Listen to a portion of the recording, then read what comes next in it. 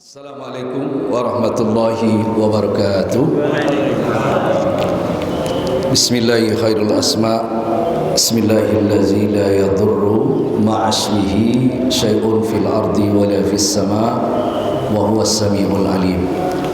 Alhamdulillah, alhamdulillahilladzi bi ni'matihi tatimmus shalihat wa bi nuri wajhihi asyraqat lahuz zulumat. القائل في كتابه العزيز أعوذ بالله من الشيطان الرجيم بسم الله الرحمن الرحيم فبما رحمة من الله لنت لهم ولو كنت فظا غليظ القلب لانفضوا من حولك فاعف عنهم واستغفر لهم وشاورهم في الأمر فإذا عزمت فتوكل على الله فإذا عزمت فتوكل على الله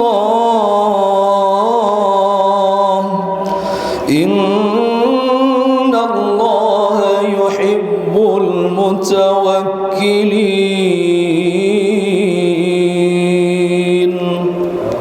فقال النبي صلى الله عليه وآله وصحبه وسلم إن الله تعالى خلق 100 رحمة يوم خلق السماوات والأرض كل رحمة منها طباق ما بين السماء والأرض كل رحمة منها طباق ما بين السماء والأرض فأحبت رحمة إلى الأرض فيها ترحم الخلق وبها تعطف الوالدة على ولدها وبها تعطف الوالدة على ولدها وبها تعيش الخلائق. رواه البخاري ومسلم. وقال رب اشرح لي صدري ويسر لي أمري واحلل عقدة من لساني يفقهوا قولي آمين آمين يا رب العالمين. Ma'asyiral muslimin wal muslimat, bapak-bapak dan ibu-ibu jamaah salat subuh Masjid Al-Mu'min, yang semoga kita senantiasa di dalam rahmat, di dalam berkah, di dalam ridhonya Allah Subhanahu wa taala. Wabil khusus kepada Bapak Ketua Yayasan DKM Masjid, pembina dan seluruh pengurus, wabil khusus kepada akhina Ustaz Uminuddin, saya ucapkan terima kasih atas undangannya. Saya kembali dapat bersilaturahim. Saya sudah lupa ini berapa bulan yang lalu Ustaz kita di sini ya. Alhamdulillah pada pagi hari ini sudah sempat kembali kita bertemu Bapak Ibu sekalian, dan kita sudah berada pada penghujung di bulan Sya'ban. Tanggal berapa sekarang Pak? Ustaz, tanggal berapa Ustaz? Ya, pokoknya tinggal seminggu lagi. Ya, insya Allah kalau tidak ada halangan, berdasarkan hisab itu kita jatuh puasa nanti tanggal 2 April. Kalau berdasarkan ru'yah menunggu dulu sidang isbat. Nah, mudah-mudahan tahun ini ibadah shaum Ramadan ini dapat kembali jatuhnya bersamaan. Karena kita ini udah capek dan lelah Pak. Ya, sudah lebih 2 tahun pandemi ini yang porak-perandakan ukhuwah kita, jamaah kita, ibadah kita, nilai pahala-pahala kita, Masya Allah. Biasanya ada pahala yang kita ini tanpa pakai modal uang, tanpa pakai modal tenaga, cuma dengan senyum aja udah sedekah. Sekarang saya nggak lihat Bapak senyum. Karena Nabi mengatakan tabassumuka li akhika shadaqatun. Senyummu terhadap saudaramu itu sudah bernilai sedekah. Berapa banyak sedekah kita yang selama ini? Malah kadang-kadang kita ini hati ini rasanya terbelah gitu ya. Ya, temperatur tensi juga naik kadang-kadang. ngatur saf juga di saat kita pakai masker ini kadang-kadang ada yang mau pakai masker, ada yang enggak. Ya Bapak Ibu sekalian, saya di masjid saya pun juga di Pondok Kelapa, Kapling DKI itu juga ketat sekali sampai saat ini. Ya, Pak DKM itu tetap menerapkan bagaimanapun situasi, tetap kita pengaturan suhu itu tetap 5 waktu sholat. Ya, sekalipun sekarang ini sudah dirapatkan saf dan jamaah pun masuk masjid wajib pakai masker. Gitu. Kalau ada yang nggak mau pakai masker, sholat di luar. Sampai kayak gitu, Bang. Nah, kemarin ada kasus, ya baru siang kemarin itu ada salah seorang jemaah masuk ke masjid, posisi duduk di sini, ya, dia tidak mau pakai masker. Sementara semuanya pakai masker jemaah. Alasannya corona sudah hilang. Ngapain lagi pakai masker? Ya, lalu kemudian alasannya nggak bawa masker, yang ada cuma uang di kantong, diambil oleh pengurus, ini masker, pakai masker Mas. Tidak mau juga. Wah, itu menimbulkan ketegangan. Sementara jemaah semua udah pakai masker, dia sendiri di depan bawa masker. Nah, inilah kadang-kadang ya dilema ya para jemaah sekalian. Tapi paling tidak mudah-mudahan bukan masker ini sebagai standaran vertikal kita untuk berlindung kepada Allah. Ini cuma sebagai sarana, ya Pak. Ada juga kita udah pakai masker, tapi kan anak ada juga yang kena juga. Ya, kami pun kemarin juga diswab lagi. Para dosen, para guru swab lagi, alhamdulillah negatif. Bapak Ibu sekalian yang dirahmati Allah Subhanahu wa taala, berbincang-bincang pada kesempatan subuh yang mulia ini, kita akan membicarakan tentang bagaimana rahmat Allah itu meliputi di antara semua makhluk yang ada di jagat raya. Kalau kita berbicara tentang rahmat, ada yang namanya Bapak di sini rahmat nggak, Pak Rahmat? Mungkin ada ya, teman kita, tetangga kita, saudara kita. Permasalahannya apa sih rahmat itu? Kadang-kadang yang namanya rahmat pun tidak ngerti dia apa itu rahmat. Semoga kita dirahmati Allah. Semoga senantiasa kita diberikan rahmat oleh Allah Subhanahu wa taala. Nah, sebagian para ulama memberikan definisi terhadap rahmat itu adalah perpaduan di antara sifat Rahman dan Rahim yang Allah berikan kepada setiap makhluk yang ada di alam ini. Itu rahmat. Jadi berasal dari Rahim, kemudian Rahmannya Allah dipadukan jadi satu menjadi rahmatan lil alamin. Makanya diutusnya Nabi itu ke bumi ini oleh Allah Subhanahu wa taala, wa ma arsalnaka illa rahmatan lil alamin. Rahmat bagi semesta alam. Ya. Dalam surat Ali Imran, tadi kita baca pada awal pembicaraan kita, surat ketiga ayat 159. Nabi pun juga diberikan rahmat oleh Allah. Salah satu rahmat yang Allah curahkan kepada Nabi sallallahu alaihi wasallam itu kelembutan hati. Subhanallah. Ya Pak, kelembutan hati beliau. Fabima rahmatin minallahi lintalahu. Hanya disebabkan karena rahmat Allah.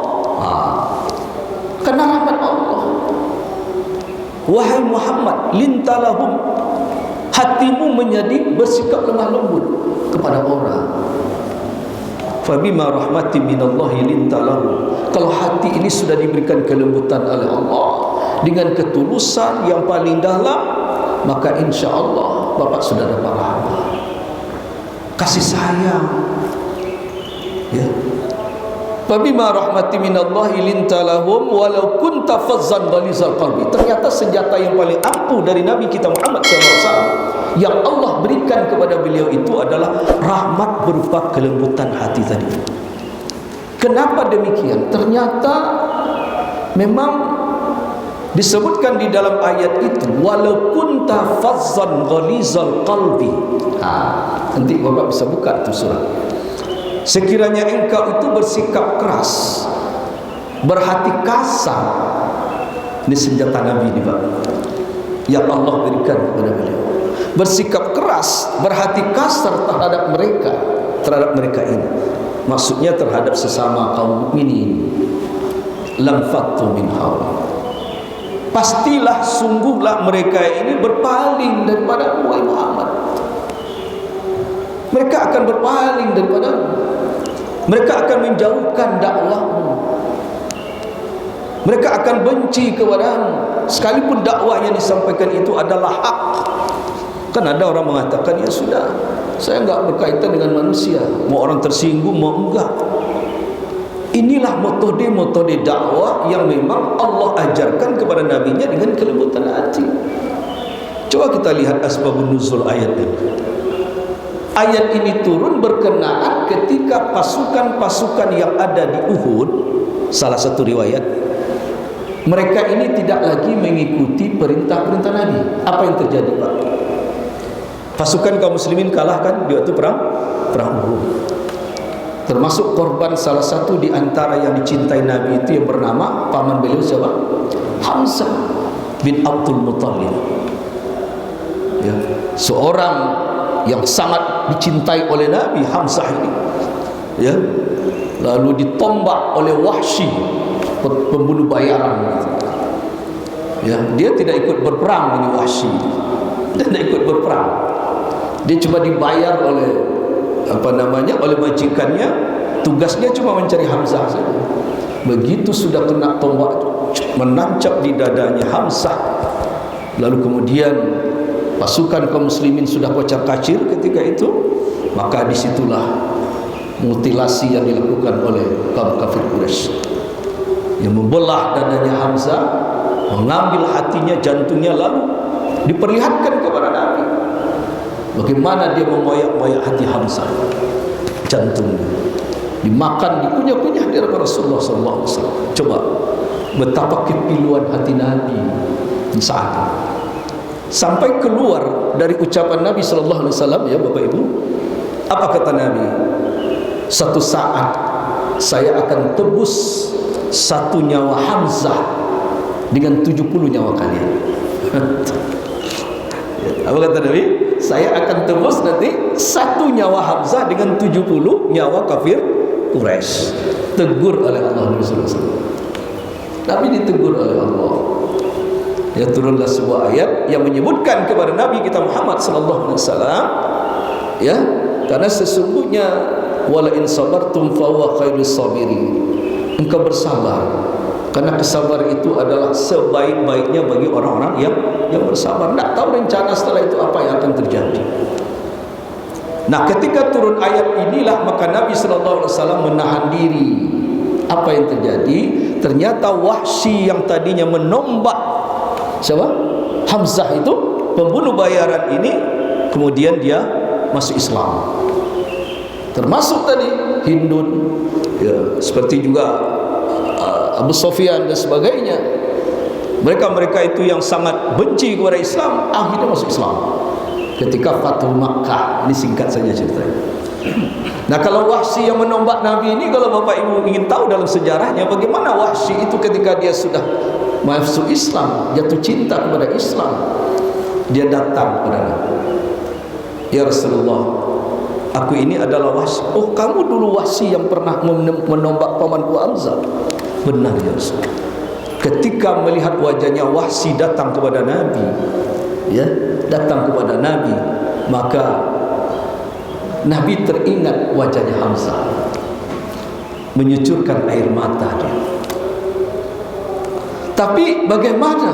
Ini ingin sadar, ingin bertobat, ingin masuk Islam, ya, sementara yang terbayang oleh Nabi adalah wajah pamannya Hamzah.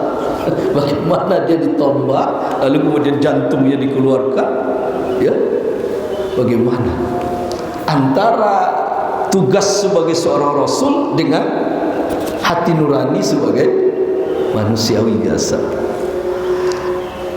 Nabi ini sangat mengeluh-elukan pamannya Hamzah di antara paman-paman yang lain, karena beliaulah yang masuk Islam, berjuang.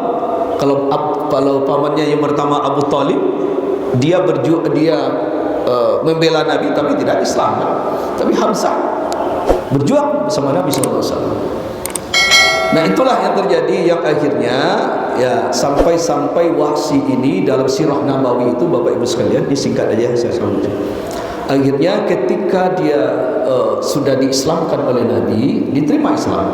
Tapi wahai Wahsy, untuk sementara waktu aku tidak bisa melupakan wajahnya Hamzah. Setelah diislamkan oleh Nabi, maka Wahsy ini keluar dari kota Mekah. Dia pergi ke Madinah setelah Islam. Semenjak itu dia tidak bertemu dengan Nabi lagi. Ya. Lalu apa yang disesali oleh Wahsy ini setelah menjadi seorang Muslim? Karena dia ingin sebelum dia meninggal ingin menebus dosanya itu, dan Rasulullah ingin menyaksikan seperti dosanya waktu dia berada di dalam keadaan kafir. Apa yang terjadi? Sebetulnya Rasulullah itu sangat rindu dengan Wahsy. Wahsy pun sangat merasa rindu dengan Rasulullah. Tapi ketika bertemu dengan Wahsy, Nabi teringat Hamzah. Sampai berita-berita, sampai Nabi wafat, Bapak Ibu. Diberitakan Nabi wafat, Nabi meninggal. Ya. Lalu kemudian Wahsy ini mendengar kabar Rasulullah sudah meninggal. Akhirnya kekhalifahan diangkat Abu Bakar menjadi khalifah. Ketika terjadi Abu Bakar menjadi khalifah, muncul apa yang terjadi waktu itu? Adalah munculnya nabi-nabi palsu. Ya, banyaknya orang yang ingkar zakat waktu itu. Tidak ada lagi nabi kecuali cuma nabi. Itunya yang disponsori oleh Musailamah Al-Kadzab, Tulaiha bin Khuwailid dan sebagainya waktu itu. Nah, dengan berita itu akhirnya kaum muslimin sudah mulai risih karena munculnya nabi-nabi palsu. Ya, mengaku sebagai nabi terakhir. Tidak mau lagi membayar zakat kepada Khalifah Abu Bakar radhiyallahu anhu. Diumumkanlah untuk memerangi daripada kaum kafir, nabi-nabi palsu. Terjadilah perang yang disebut dengan perang Riddah. Ya, memerangi orang-orang murtad. Kalau kita di Indonesia ini orang murtad masih banyak dilindungi. Sekalipun dia menghujat agama kita, menghujat Al-Quran. Ya. Kalau di Islam diperangi, Pak. Ya, tidak ada ampun kalau dalam Islam. Kalau tidak menghujat, kalau tidak mau menghina-hina agama kita, dilindungi dalam Islam. Mudah-mudahan aparat kita ini betul-betul menegakkan keadilan sebagaimana yang memang sudah berlaku di negara ini. Amin ya rabbal alamin.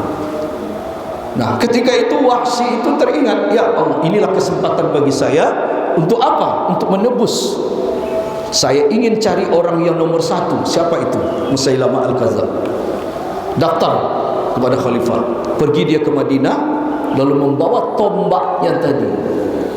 Tombak yang pernah menusuk Hamzah.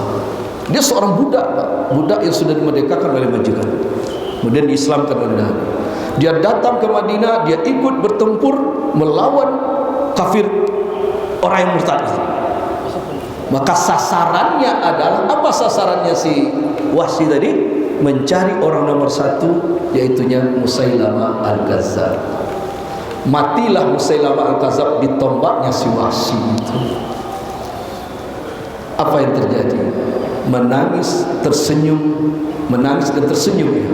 Andaikan Rasulullah masih hidup di saat aku membunuh orang nomor satu yang bernama Musailamah Al-Kadzab ini, maka tentu Rasulullah akan tersenyum. Barulah dia puas hidupnya, barulah tenang jiwanya, padahal sudah Islam dia. Kenapa? Karena dia sudah membuat Rasulullah tersenyum, sekalipun Rasulullah sudah diwafatkan oleh Allah. Nah, ini menebus dosa-dosa kita ini. Ya, subhanallah Bapak Ibu sekalian. Dan Nabi pun menghadapi orang-orang mukmin, orang-orang kaum muslimin setelah terjadinya perang Uhud ini yang tidak disiplin, yang berebut dengan masalah ghanimah, merebut harta rampasan perang. Dimaafkan kata Allah. Ya, kata Allah bagaimana? Apakah dimarahin mereka ini? Apa dihukum mereka ini? Mereka baru Islam. Mereka ini baru menjadi seorang muslim, mungkin belum mukmin barangkali. Mungkin baru Islam saja. Karena beda. Kalau Islam hanya di kulit-kulitnya saja. Tapi kalau sudah mukmin, ini luar biasa.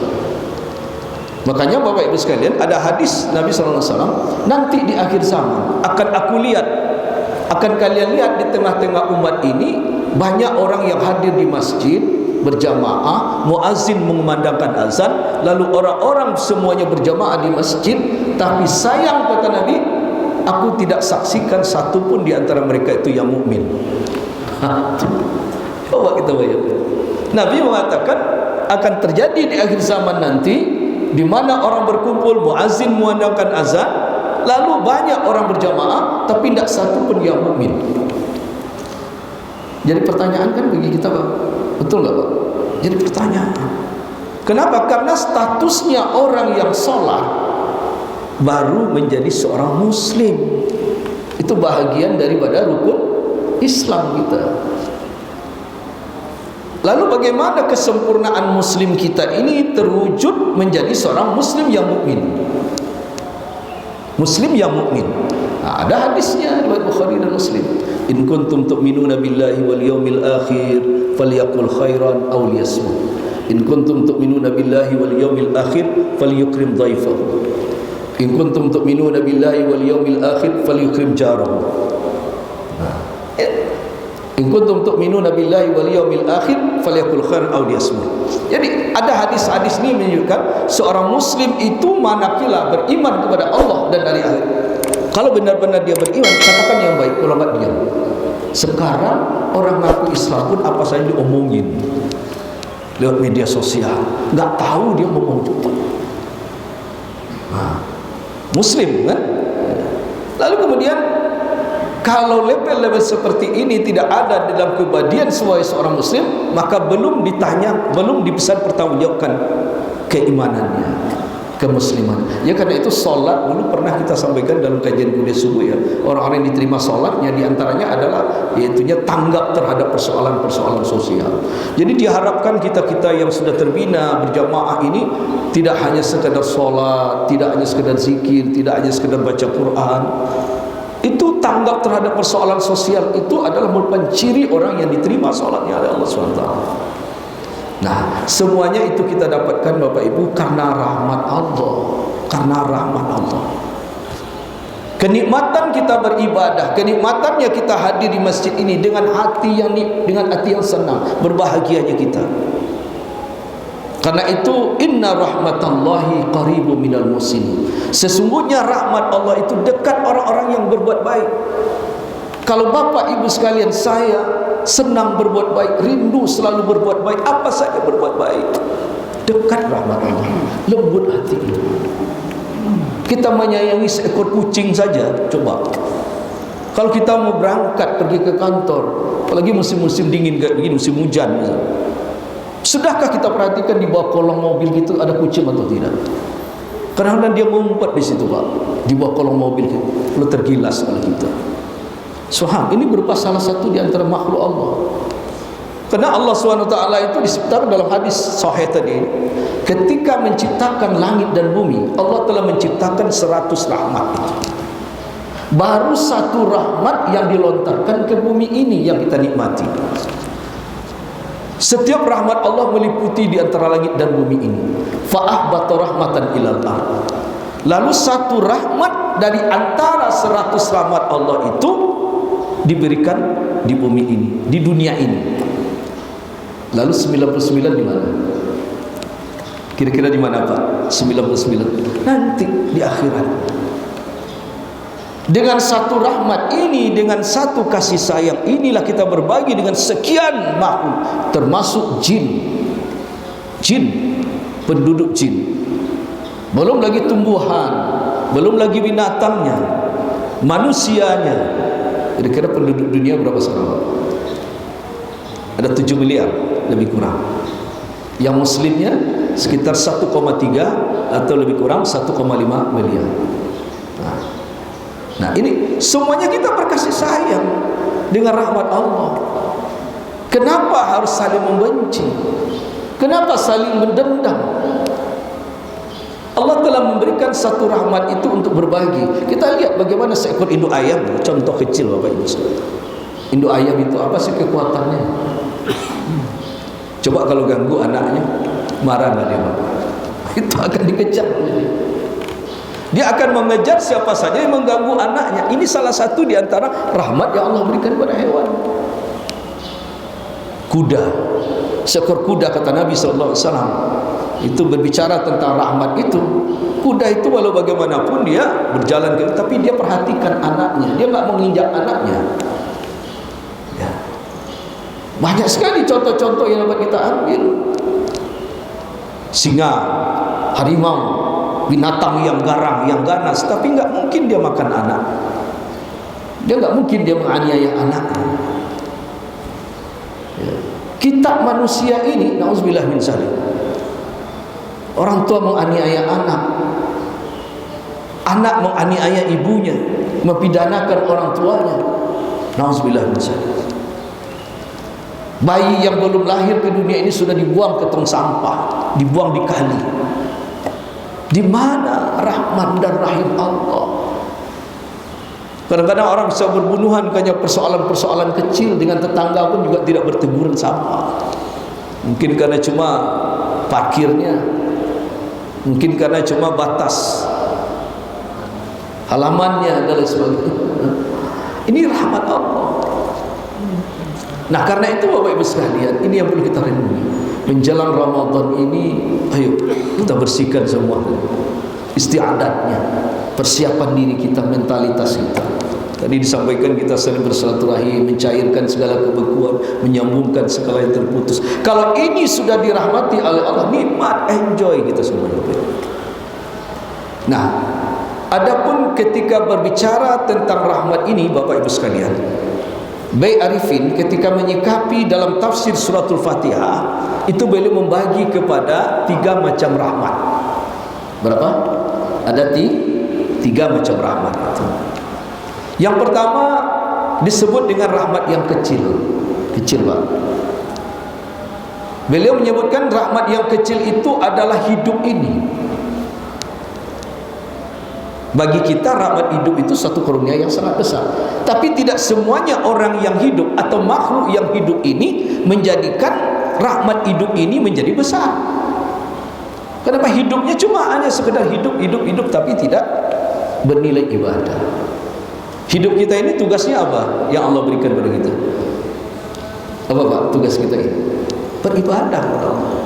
Dalam surat 51 ayat 56, 57, 58. Wa ma khalaqtul jinna wal insa illa liya'budun. Tidaklah aku jadikan jin dan manusia ini, kata Allah, kecuali untuk beribadah. Ini kita ini tugas kita beribadah. Tugas kita ibadah. Ya. Oleh karena itu ibadah ini sangat luas bagi kita Bapak Ibu sekalian. Kalau kita cuma memahami ibadah itu salat di masjid, baca Quran dan sebagainya, betul. Tapi banyak lagi hal-hal yang lain yang perlu bernilai ibadah, yang sama bernilai ibadah bagi kita. Meminum air dengan segelas ini banyak sekali nilai bernilai ibadah. Mulai dengan tangan kanan, kalau airnya panas jangan ditiup. Minumnya tidak boleh sekali tegukan. Sunnah Nabi SAW minum sedikit-sedikit, 3 kali tegukan. Kita minum langsung habis. Tidak lagi pakai bismillah, minumnya juga dalam keadaan berdiri. Dari satu segelas air, ketika memulainya dengan bismillah, ditutupnya dengan alhamdulillah, banyak sekali ibadah. Sudahlah kita ambil dengan tangan kanan, lalu kita tidak minumnya sekaligus, kita tidak meniupnya, ya. Lalu kemudian alhamdulillah. Kita sama-sama minum. Bapak sama-sama haus, yang lain juga begitu, makan juga begitu. Tapi kualitas ibadahnya, bernilai ibadahnya dari satu pekerjaan itu berbeda-beda sekali. Ada yang minum cuma langsung ke, ada yang satu dia pakai tangan kanan. Bismillahirrahmanirrahim. Satu contoh kecil. Ini orang yang bisa memaknai hidup. Tapi kalau seandainya tidak bisa memaknai hidup ini, maka kecil nilainya manusia. Kita itu nanti di akhirat taubatnya seperti seekor semut yang kecil di mata Allah. Siapapun kita, kalau hidup ini tidak ada nilai ibadahnya, harus punya nilai ibadah. Berangkat bapak dari rumah, bismillahirrahmanirrahim, tawakkaltu 'ala Allah, la haula wala quwwata illa billah. Bernilai ibadah. Setiap roda yang berputar, setiap kaki yang melangkah. Pergi ke kantor kita juga begitu. Ya, tapi kalau saat ini ke kantor ngapain? Cari makan. Itu yang kita lakukan. Karena niat itu tergantung, amal itu tergantung pada niat kita. Innamal a'malu binniyat. Ini satu ya Pak ya. Hidup rahmat yang kecil. Hidup yang tidak bermakna. Yang kedua kesehatan. Kesehatan yang tidak bermakna. Orang banyak yang sehat jasmani, tapi rohani banyak yang sakit. Ya Pak. Kebanyakan ketika jasmaninya sakit, dia sibuk, dia pusing, berani mengeluarkan uang yang begitu banyak. Flu sedikit, batuk sedikit. Apa yang kita lakukan? Kita berobat juga ke dokter, spesialis, bayar berapapun itu, sibuk. Tapi ketika rohaninya yang sakit, na'udzubillah, ada nggak orang mau obat? Hati ini sakit, ini malas ibadah, ini malas hadir di majelis ilmu. Ini penyakit yang sangat dibenci oleh Nabi, pemalas. Maka Nabi berlindung kepada Allah. Allahumma inni a'udzubika minal hammi wal hazani wa a'udzubika minal ajazi wal kasali. Di antaranya lah malas. Malas mencari ilmu, malas melangkahkan kaki kepada kebaikan. Jadi kesehatan. Jadi kalau seandainya, sehingga kita ini nanti di akhirat Allah itu memasukkan seseorang itu masuk neraka bukan disebabkan karena penyakit jasmani. Jadi kita masuk neraka bukan karena penyakit. Tak ditanya di kubur kita nih, penyakitnya apa dulu kata malaikat? Kok mati? Enggak. Apa yang menyebabkan seorang masuk neraka gitu? Penyakit rohani. Munafik, ria, sombong, ujub, sum'ah, apa lagi? Dendam, kusumat. Nah ini yang kita obati sebelum Ramadan ini datang. Karena kalau tidak diobati Bapak Ibu sekalian, ibaratnya tertiduri dalam daging. Kita puasa, kita sholat, kita baca Quran, tapi benci terus sama orang. Ketemu dia itu selalu berpaling muka. Cairkan kebaikan. Apakah dengan tetangga kita, ya kan? Ataukah dengan anak, dengan saudara? Setelah kita sambungkan, kita kembalikan kepada Allah. Ya Allah, aku sudah sambungkan ya Allah, tapi mereka ini selalu membenci diriku. Kata Nabi SAW, ada terjadi pada masa itu. Serahkan kepada Allah, doa sama Allah. Hutangku telah lepas ya Allah, aku telah minta maaf sama dia. Ini kesehatan. Nah, kemudian yang ketiga, hidup sehat rezeki. Ini nikmat yang kecil baru nih. Ya, rezeki Pak. Rezeki ini merupakan karunia yang diberikan oleh Allah, akan menjadi hina dan kecil kalau orang ini tidak bisa memanfaatkan rezeki itu kepada jalan yang diridai oleh Allah. Ya ja'al sadrahu dayiqan harajan ka'annama yas'alu fis sama', seperti orang mendaki ke langit. Ya, sebaliknya orang yang tadi diberikan hidayah apa? Yasrah sadrahu lil Islam. Dia nikmati Islam. Tadinya dia jadi seorang yang tidak kenal Islam menjadi cinta Islam, berjuang demi Islam. Nah, Bapak Ibu sekalian yang dirahmati Allah, oleh karena itu dimanapun kapanpun kita inna dina inna Allah Islam.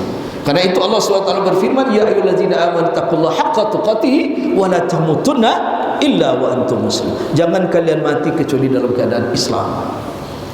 Inilah jalan hidup kita. The Islam is religion. The Islam is the way of life. Political system, interpretation of the story.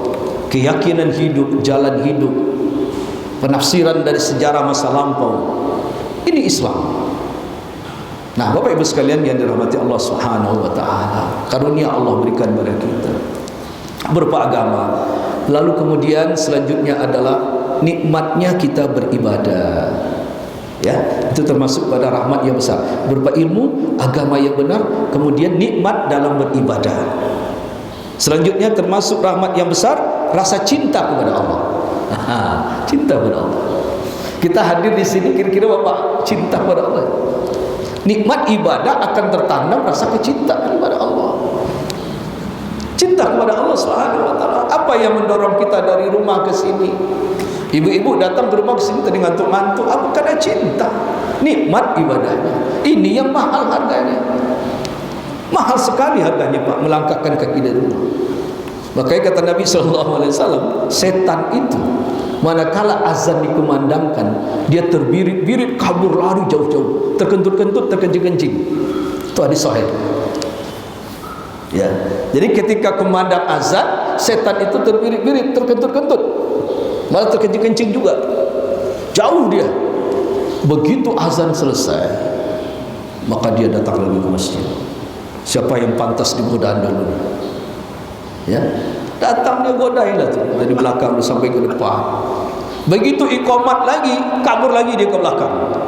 Begitu sudah dimulai solat oleh imam, takbir Allahu Akbar, dia masuk lagi dari celah-celah belakang sampai dia ke depan imam juga. Masya Allah. Inilah perjuangan kita ini. Ya. Tidak lepas dari ketika Allah sudah menyatakan dalam Al-Quran firman-Nya, di mana statement iblis, la'atiyannahum min baini aydihim wa min khalfihim wa an aymanihim wa an syama'ilihim wa la tajidu aktsarahum syakirin. Aku keluar dari neraka, dari surga ini gara-gara anak cucu Adam. Sekarang saya bersumpah ya Allah, akan aku datangi dia dari depan, dari belakang, dari sebelah kanan, dari sebelah kiri. Depan, belakang, kanan, kiri. Ada dua arah yang tidak disebutkan dalam Al-Quran. Setan tidak mampu. Di saat Bapak bermunajat, ikhlas berdoa, mengadakan tangan kepada Allah. Kemudian yang kedua, di saat kita sujud, di situ kita perbanyak doa-doa di dalam ibadah kita, dengan ketulusan, dengan keikhlasan. Allah juga sebutkan, illa min ibadikal mukhlisin. Kau tak akan mampu, wahai iblis, menggoda anak cucu Adam itu di antara hamba-hambaku itu, kecuali mereka-mereka yang ikhlas. Iblis tidak mampu kalau kita ikhlas, berangkat dari rumah ibadah karena Allah Subhanahu wa taala, ikhlas. Orang-orang yang ikhlas yang mampu. Nah, kemudian yang terakhir, ya, rahmat tadi terbagi tiga, Pak, ya. Rahmat yang besar, yang kecil, kemudian yang terakhir yang sempurna. Apa itu rahmat yang sempurna? Inilah doa kita. Nanti buka surat Al-Baqarah ayat 200 sampai 201. Penting endingnya itu 201. Wa minhum may yaqulu rabbana atina fid dunya hasanah wa fil akhirati hasanatan wa qina adzabannar. Ayat itu diawali dengan ayat 200. وَإِذَا قَضَيْتُمْ مَنَاسِكَكُمْ فَاذْكُرُوا اللَّهَ كَذِكْرِكُمْ آبَاءَكُمْ أَوْ أَشَدَّ ذِكْرًا فَمِنْهُمْ مَنْ يَقُولُ رَبَّنَا آتِنَا فِي الدُّنْيَا وَمَا لَهُ فِي الْآخِرَةِ مِنْ خَلَاقٍ. Ini ada orang berdoa ketika haji dulu di Mekah, di Ka'bah, di Arafah, doanya cuma dunia. Rabbana atina fid dunya, wahai Tuhan kami, berikan keuntungan di dunia kami. Dimintanya dunia jabatan, dimintanya kepada Allah kekayaan, dimintanya kepada Allah istri yang cantik, dimintanya kepada Allah usaha yang laris. Ketika dia berdoa kepada Allah, tidak mengkaitkan sedikit pun dengan urusan-urusan akhirat, sehingga tidak ada berkah hidupnya. Jabatannya tidak memberikan maslahat bagi umat, hanya keuntungan dirinya, keuntungan golongannya. Karena yang dimintanya dunia itu tadi. Rezeki yang diminta hanya untuk diri pribadinya. Anaknya juga begitu, bangga dengan banyak keturunannya, tapi sama sekali tidak membawa kebaikan akhirat baginya. Lalu Allah sebutkan, ya, tapi hendaklah kalian berdoa. Wa minhum may yaqulu rabbana atina fid dunya hasanah wa fil akhirati hasanatan wa qina adzabannar. Namun sebahagian di antara mereka ada yang benar-benar ikhlas doanya, Rabbana atina fid dunya hasanah wa fil akhirati hasanah wa qina azabannar. Ya Tuhan kami, berikan kebaikan di dunia. Apa hasanah? Apa kebaikan itu? Bertambah kebaikan kita. Kita ini enggak selesai, Pak. Ketika kita sudah berbuat baik, akan muncul keinginan berbuat baik terus. Sekali kita bersedekah, ingin lagi. Inilah sifat Rasulullah. Ketika satu kali dia berbuat baik, rindu lagi, rindu. Ketika saya sudah bangun malam, rindu terus, apa lagi yang bisa saya lakukan? Sehingga kecenderungan hati itu ingin mendapatkan kebaikan. Sekalipun cuma membuang duri di jalan. Masya Allah. Ya Allah, jangan sampai ya Allah hidup saya ini tidak ada bernilai sebuah apa yang disebut dengan kebaikan itu. Tadi kita sudah sebut. Rabbana atina fid dunya. Di dunia sudah dia dapatkan kebaikan itu, wa fil akhirati hasanah. Lalu minta lagi kepada Allah supaya akhirat juga nanti ada kebaikan. Wa qina azabannar. Dijauhkan dari siksa api neraka. Inilah yang disebut dengan rahmat yang sempurna. Kalau kita selamat dunia dan selamat akhirat kita, terhindar dari nerakanya Allah, ini adalah kebaikan atau rahmat yang sempurna.